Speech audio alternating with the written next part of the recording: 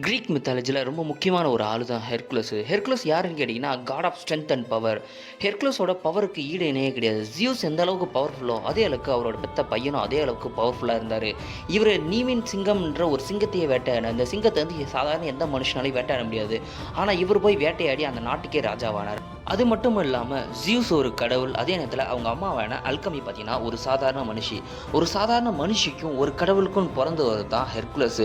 ஹெர்குலஸோட power பார்த்தீங்கன்னா strength and power தான். இதுதான் வந்து அவரோட முக்கியமான விஷயம். இவர் வந்து பார்த்தீங்கன்னா காட் ஆஃப் ஸ்ட்ரென்த்னே அழைக்கப்பட்டார். இவரோட வாழ்க்கையில் பிறந்ததுலேருந்து அவரோட சின்ன வயசு முழுக்க ஃபுல்லாகவே அவர் கஷ்டத்தில் தான் அனுபவிச்சார். அதை பற்றி ஒரு ஃபுல் வீடியோ நம்ம போட்டிருக்கோம். அதாவது பார்த்தீங்கன்னா ஹெர்குலஸ் பர்த் ஸ்டோரின்னு ஒன்று போட்டிருக்கோம். அது வந்து பார்த்தீங்கன்னா டிஸ்கிரிப்ஷன்லேயும் கமெண்ட்லேயும் கொடுத்துருக்கேன், போய் செக் பண்ணி பாருங்கள்.